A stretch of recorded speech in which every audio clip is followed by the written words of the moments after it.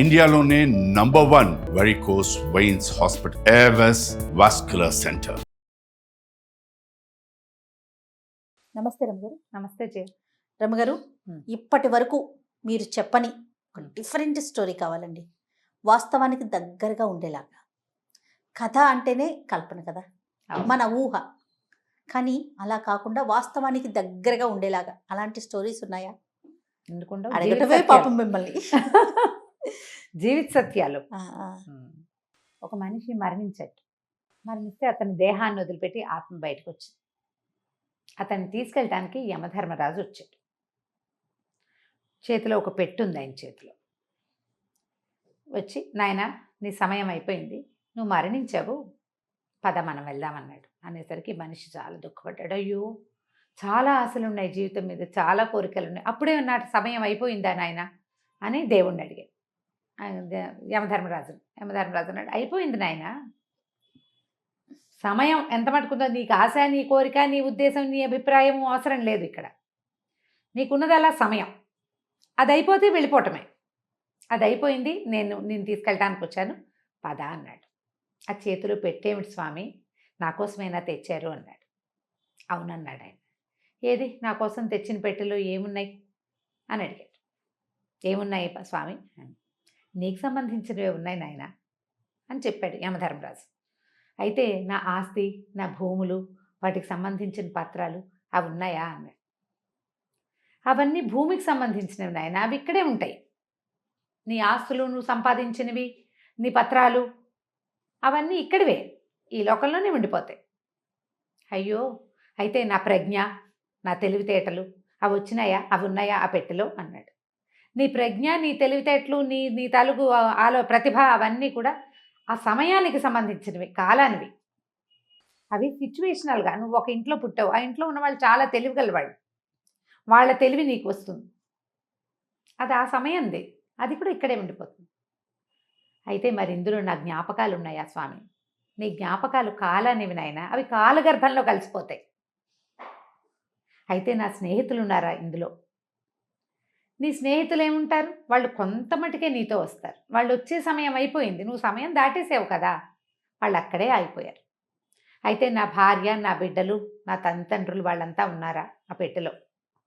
ఆయన అన్నాడు, వాళ్ళంతా ఒక నాటకంలో నీతో పాటు ఉన్న సహపాత్రధారులు.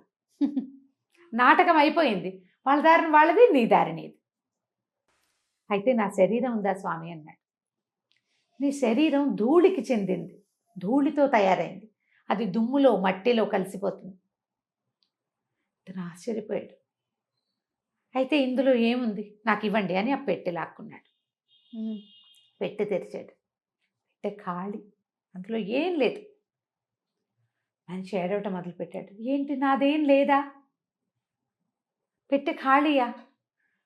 నా జ్ఞాపకాలు నావి కాదు, నా ప్రతిభ, నా ప్రజ్ఞ నావి కాదు, నా భార్యా బిడ్డలు వాళ్ళు నా వాళ్ళు కాదు, నా స్నేహితులు వాళ్ళు నా వాళ్ళు కాదు, నా భూమి, నా పత్రాలు, నేనెంతో ఆర్జించాను, అదంతా నాది కాదు, ఆఖరికి నా శరీరం అది నాది కాదా? ఈ పెట్టెలో ఏం లేదే, ఏమిటి నాది, ఏది అని అడిగాడు. నువ్వు బతికిన కాలమే నీది, దాన్ని సొంతం చేసుకో. అప్పుడు నువ్వు చేసిన మంచి చెడు మాత్రమే నీవి. నువ్వు తిన్నది, తాగింది, అనుభవించింది ఏదీ లేదు, మంచి లేదా చెడు, వాటిని ఆలోచించుకొని నువ్వు ప్రవర్తించాలి. నువ్వు బతికిన కాలము మాత్రం దాంట్లో నువ్వు చేసిన మంచి చెడులని మాత్రమే నువ్వు తీసుకొస్తావు. శరీరము, భార్య, పిల్లలు, స్నేహితులు, డబ్బు, నీకున్న పేరు ప్రఖ్యాతులు ఏవి నీవి కాదు, అవి ఏవి నీతో పాటు రావు. నువ్వు సంపాదించింది మొత్తం వెనకాలే ఉంటుంది. నువ్వు చేసిన మంచి నీతో వస్తుంది, చెడు అది కూడా నీతోటే వస్తుంది. చెడు వల్లే నువ్వు ఎక్కడ పుడతావు, ఎలా పుడతావు, ఎంత దౌర్భాగ్యమైన పుటకొస్తుంది నిర్ణయింపబడుతుంది. మంచి వల్లే నీకెంత మంచి జీవితం భావి రాబోతోందో నిర్ణయిస్తుంది. అది తప్ప నువ్వు ఏమీ తెచ్చుకోలేవు అని చెప్పాడు. మనుషులు తెలుసుకోవాల్సిన జీవిత సత్యాలు ఇవి. జీవితానికి అతి దగ్గర కథ. నిన్న తిన్నాం, రేపు తింటాం, ఈరోజు తింటున్నాం, ఈ రోజులో బతుకు, ఈ రోజుని సరైన రోజుగా చెయ్యి. ఈ ఒక్క రోజులో నువ్వు ఎవరినైనా దుర్భాషలాడతావు, ఎవరినైనా హెచ్చరిస్తావు, ఎవరినైనా ఏదో ఒకటి అంటావు, అవన్నీ నీ వెనకాల పడతాయి, నీ వెంబడి వస్తాయి.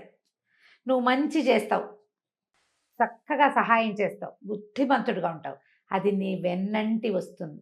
వెంటాడటానికి వెన్నంటటానికి తేడా ఉంది కదా. వెన్నంటి ఉండేది ఏది? ధైర్యం. వెంటాడేది భయం. ఏది కావాలి నీకు? మనుషులకి కావాల్సింది ఏంటి? రేపటి పట్ల ధైర్యం కావాలి, మరు జన్మ పట్ల నమ్మకం కావాలి. దానికోసం ఈరోజు సజావైన సరైన జీవితాన్ని జీవించాలి. మృత్యువు తప్పదు. ఎవ్వరూ ఇక్కడ పేటేసుకొని కూర్చోరు. మనం వెళ్ళక తప్పదు. మంచి చెయ్యి, మనిషిగా జీవించటానికి ప్రయత్నం. జీవించలేకపోతాం, మనకి జీవితంలో ఎన్నో ఆటుపోట్లు వస్తాయి. మనం బతికే బతుకులో అసలు మనం మంచి చేసి చేయగలిగే అవకాశం కూడా ఉండదు. ఎట్లా కొట్లా కష్టపడి బతకాలి. మన పొట్ట నింపుకోవడానికి, మనతోటి ఉన్న వాళ్ళ పొట్ట నింపడానికి మనకి సరిపోవట్లేదు అనుకో, ఇక నువ్వు మంచి చేయలేవు. చెడు చేయకు, కనీసం చెడ్డైనా చేయకుండా ఉండు. అదైనా నీ వెన్నుతోడుగా వస్తుంది. అదే నీవు పెట్టె నింపగలుగుతావు దాంతోటే. లేకపోతే ఖాళీ పెట్టే జీవితం. ఖాళీ పెట్టెల్ని చేసుకోవద్దు. మానవ జీవితం అత్యంత దుర్లభమైనది. మనలాగానే ఎన్నో లక్షల జీవరాశులు ఉన్నాయి ప్రపంచంలో. మనిషి ఒక్కడికే భగవంతుడు బుద్ధి, జ్ఞానము, హృదయము, మనసు, ఆత్మ ఇన్ని పెట్టాడు. వీటన్నిటినీ సాటిస్ఫై చేయాలి, సరి అయిన మార్గానికి తీసుకెళ్ళాలి. ఇది ప్రతి వాడు ప్రతి క్షణము గుర్తు చేసుకోవాలి. ఈ పని చేయటం వల్ల నా వెనకాల వస్తుందా, నా వెంటపడొస్తుందా, వెన్నంటి వస్తుందా ఇది అని ఆలోచించి పనిచేస్తే అప్పుడు మనం సరైన పని చేయగలుగుతాం. దానివల్ల మనం వదిలిపోయిన మన జ్ఞాపకాలు గుబాళింపుల్లాగా, సౌరభాల్లాగా భూమి మీద ఉంటాయి. లేకపోతే దుర్గంధంలాగా ఉంటుంది. ఆలోచించి జీవితాన్ని ముందుకు తీసుకెళ్ళాలి. ఇప్పటిదాకా చెప్పని కథ కదా, నిజంగా చాలా చాలా ఆలోచింపచేసే కథ రమ్మగారు. సరిగ్గా ఆలోచించాలి. నిజానికి సీరియస్ మ్యాటర్, కానీ ఇది మనం ప్రతి వాళ్ళు తెలుసుకోవాలి. ఏదో ఒక సందర్భంలో నీకు నువ్వు చెప్పుకోవాలి. ఎంతసేపు ఎవరైనా బోధిస్తారా జయ? ఎవరు బోధిస్తారు? ఎవరైనా బోధిస్తే మనకు నచ్చుతుంది. అయ్యో అన్నం సరిగా తినండి, వేళకి తినండి అంటే నువ్వు ఒక మాకు చెప్తావా అని ఏడుస్తున్నారు. ఎంతసేపు నువ్వు ఇవే చెప్తావు, నీకెందుకు? ఇలాంటివే. మంచిని కూడా తీసుకోలేరు. నీకు నువ్వు చెప్పుకునేడు కనీసం మనకే మనం చెప్పుకోవాలి. మనం ఏం చేస్తున్నాం, ఏం పట్టుకెళ్తాం, ఏది మనతో పాటు ఉంటుంది. రేపొద్దున ఎక్కడైనా రోడ్డు మీద పడితే జనాలందరూ చచ్చిపోయిన కుక్కని చూసినట్టు వెళ్ళిపోకూడదు. మనిషిని చూసినట్టు చూడాలంటే మన బతుకు మనిషి బతుకుగా ఉండాలి కదా. ఆలోచించండి. ఇలాంటి కథలు అప్పుడప్పుడు చదవండి, అవకాశం వచ్చినప్పుడు వినండి, దాని మీద డిస్కస్ చేయండి, ఆలోచించుకోండి. కనీసం లోపల మనకి మనం ఆలోచించుకుంటే బాగుంటుంది. డిస్కషన్ కూడా వద్దు రమ్మగారు, మనకి మనం ఆలోచించుకుంటే చాలు. అదే ఎక్సలెంట్ అండి. నమస్తే రమ్మగారు. నమస్తే జయ.